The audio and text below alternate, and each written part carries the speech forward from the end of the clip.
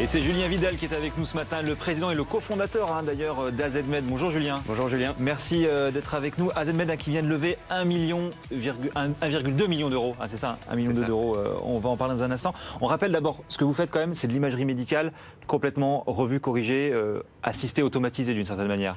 C'est un peu l'idée, oui. On a développé des algorithmes d'intelligence artificielle qui vont permettre d'analyser tout type de lésions osseuses et de les diagnostiquer sur de la radiographie standard. Donc on est utilisé par des radiologues, par des urgentistes pour faciliter le diagnostic et pour faire gagner du temps et de la précision dans le diagnostic. Aujourd'hui, ça fait combien de temps que vous existez? 2-3 ans, c'est ça? Alors, on a monté les algorithmes d'intelligence artificielle depuis maintenant 2 ans, mais ça fait 1 an que la structure est créée tout pile. Ça fait 1 an que la structure existe en l'occurrence. Combien du coup de radios analysées là déjà? Pour l'instant 250 000 et on a un flux de patients de 300 000 par an. Dit-il presque un peu déçu finalement. Non, finalement on a 300 000 patients qui sont directement concernés par AZMed avec la quinzaine de partenaires qu'on a. Donc on compte bien alimenter cette base de données. Mais c'est ça l'idée, parce que c'est des patients qui sont concernés par AZMed, mais ils ne sont pas vos clients directement. Qui sont vos clients aujourd'hui? Aujourd'hui, les clients sont les hôpitaux, les centres de radiologie, les cliniques. Et c'est à la fois nos clients et nos partenaires. Ce sont aussi les co-constructeurs de ce produit-là. C'est tout l'intérêt d'ailleurs, parce qu'aujourd'hui, on veut créer le meilleur produit possible pour les praticiens et donc avec les praticiens. Aujourd'hui, en tout cas, votre business model, finalement, votre modèle économique, il résulte du fait que ces partenaires, en l'occurrence, ils vous achètent une prestation d'automatisation. C'est un peu l'idée. C'est un peu l'idée. Après, nous, on n'est vraiment pas sur de l'automatisation, on est sur vraiment de l'aide au diagnostic. On est un confort supplémentaire pour le radiologue et une première lecture pour qu'il puisse prendre sa décision plus vite et dans de meilleures conditions. Pourquoi est-ce qu'on décide justement d'aller, alors c'est pour le coup un marché de niche là, pourquoi est-ce qu'on décide d'aller sur la question de l'automatisation, de l'assistance des radiologues, en tout cas sur l'imagerie médicale?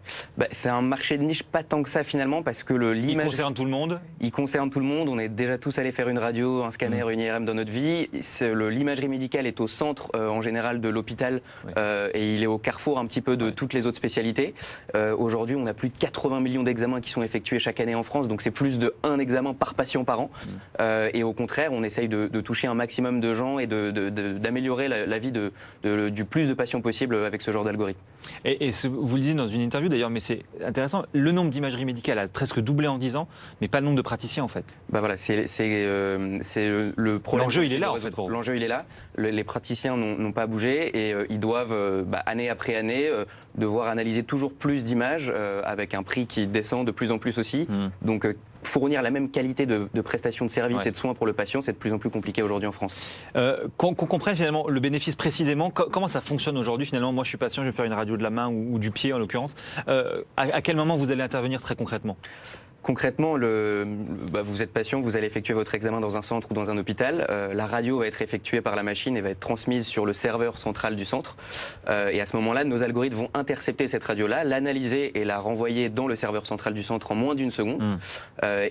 Donc du coup, le radiologue ou l'urgentiste, au moment où ils vont analyser la radio, vont avoir la prédiction d'AZMed et vont pouvoir simplement confirmer ou infirmer la prédiction de l'algorithme.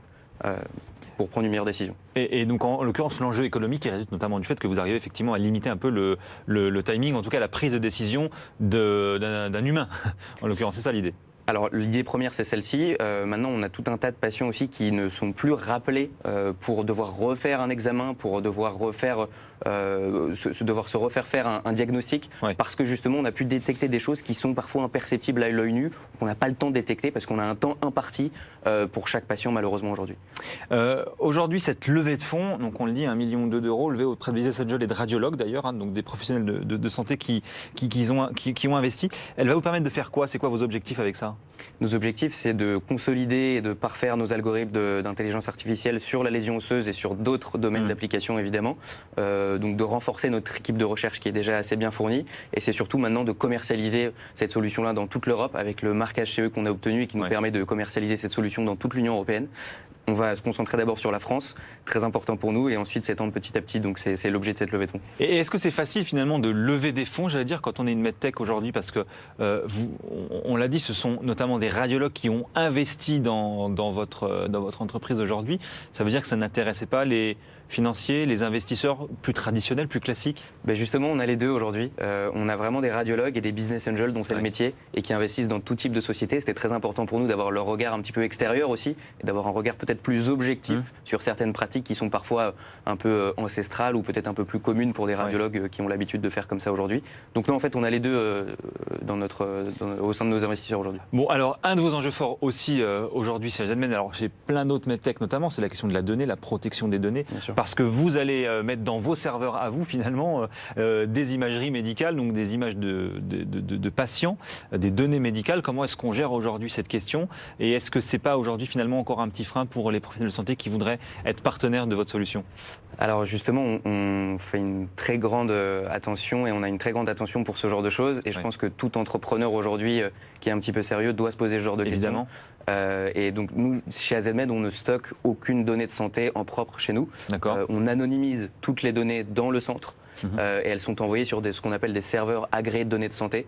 Sont donc des prestataires de services qui ont obtenu cette certification-là et qui ont... Dont les serveurs sont en France, avec des systèmes de protection assez avancés. Exactement, et qui ont obtenu ce certificat-là de la Commission européenne pour pouvoir justement stocker et archiver ces données-là. Donc on se sert de ce genre de prestataire. Bon, ce qui est intéressant aussi avec votre solution, c'est qu'on a là encore une collaboration entre un acteur privé, vous en l'occurrence, et des professionnels de santé et des centres hospitaliers, notamment des centres publics. Est-ce qu'aujourd'hui, finalement, le monde médical, il est prêt à travailler avec des entreprises, avec le secteur privé, avec des prestataires de services? C'était finalement pas le cas il y a encore quelques années aujourd'hui. On voit que c'est la tendance de fond, mais est-ce que c'est facile quand même à mettre en place? En tout cas, c'est de plus en plus facile. Je pense que le sujet de l'intelligence artificielle aujourd'hui et de l'assistance au diagnostic et de la facilitation de la prise de décision, c'est un sujet qui parle beaucoup aux spécialistes de santé et quand on a commencé à AZMed, il n'y avait pas forcément cette même empathie et ce même attachement. Donc il y a ne serait-ce que 2-3 ans en fait, c'est ça?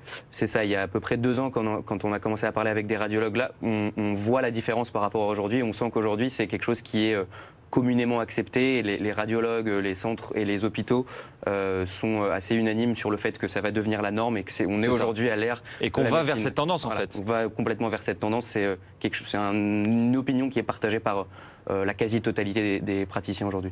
Bon, aujourd'hui, l'innovation, alors parce que vous avez votre algorithme qui continue d'apprendre de manière assez permanente, du deep learning, c'est comme ça qu'on l'appelle, mais comment est-ce que vous voyez aujourd'hui l'évolution à la fois de votre métier, de ce secteur-là, combiné dans l'offre globale de soins aujourd'hui? Parce que c'est ça qui est le plus important. Le plus important pour nous, c'est exactement ça, c'est d'être intégré dans toute l'offre globale de soins du praticien et qu'il n'ait absolument pas à utiliser encore une application en plus et à devoir penser à tous les algorithmes qu'il a au sein de son centre. Au contraire, on a envie d'être complètement transparent et de simplement ne pas lui changer sa manière de travailler pour qu'il ait le même travail que d'habitude de manière plus rapide, plus efficace. Bon, et ça c'est la question un peu bateau, mais je suis sûr qu'on vous l'a déjà posée, mais est-ce qu'un jour ça veut dire que vous allez remplacer aussi le radiologue et le praticien? Absolument pas. Tout ce genre d'algorithmes, en tout cas pour nous, sont créés dans le but de compléter la vision humaine.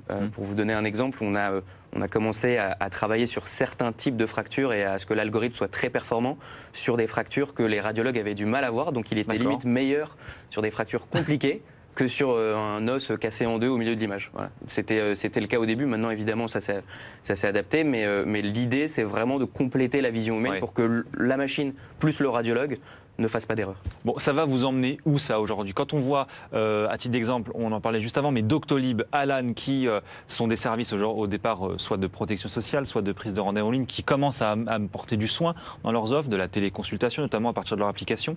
Est-ce que ça veut dire que vous, aujourd'hui, une solution comme la vôtre, où est-ce que vous pouvez la porter dans cette logique un peu de concentration de ce secteur-là et d'usage finalement pour le patient? Nous, on a développé un vrai savoir-faire aujourd'hui en termes d'apprentissage, en termes d'intelligence artificielle, de recherche sur du deep learning. Et ce sont des choses, effectivement, qui peuvent facilement s'intégrer à d'autres offres complémentaires. Vous y réfléchissez déjà un petit peu quand même? Bien sûr, parce que c'est notre vision de proposer une offre unique au radiologue ou au médecin et de lui faciliter sa vie, tout simplement. Donc ça passe évidemment par ce genre d'intégration. Ça peut ressembler à quoi dans 2 ans, dans 5 ans, dans 10 ans? L'idéal pour nous, c'est que on est toujours nous dans le domaine de l'imagerie médicale, c'est que tout type de spécialiste qui analyse de l'imagerie médicale, finalement, ne se concentre pas sur l'image, mais sur le patient. Donc, c'est-à-dire qu'il ait à sa disposition tous les diagnostics de tous les algorithmes possibles et qu'il n'ait plus qu'à expliquer, éduquer le patient à ce genre de réponse. Pourquoi pas infirmer ce qui a été décidé par l'algorithme, parce qu'on a toujours besoin de la vision humaine pour ce genre de choses, mais c'est que vraiment on recentre le praticien sur ce qui est essentiel, c'est-à-dire le patient. Bon, merci beaucoup Julien Vidal d'être venu nous voir ce matin, Merci président d'AZMed et non pas AZMed, évidemment.